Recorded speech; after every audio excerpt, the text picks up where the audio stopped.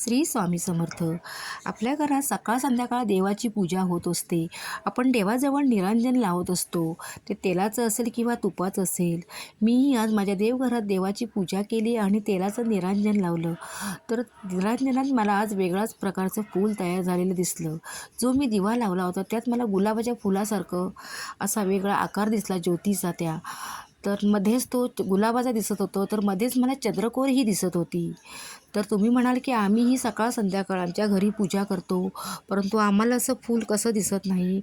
तर तसं मुळीच नाही. ज्या घरात देवाचं नामस्मरण सतत चालू असतं, आपल्या इष्टदेवतेचं, आपल्या गुरूंचे नामस्मरण सतत चालू असतं, मंत्रोच्चारण जास्त प्रकारात होतं, त्यांच्या घरात हे देवी बहुतेक आपल्याला संकेत देत असणार. या संकेताचा अर्थ एवढाच की आपली जी अडलेली कामं असतात ती पूर्ण होत असतात.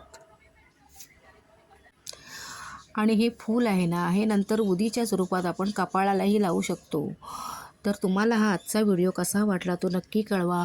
आणि तुमच्याही देवपूजेच्या वेळी असे काही तुम्हाला अनुभव येत असतील तर ते कमेंट बॉक्समध्ये नक्की शेअर करा. व्हिडिओ पाहिल्याबद्दल धन्यवाद. श्री स्वामी समर्थ. जय जय स्वामी समर्थ.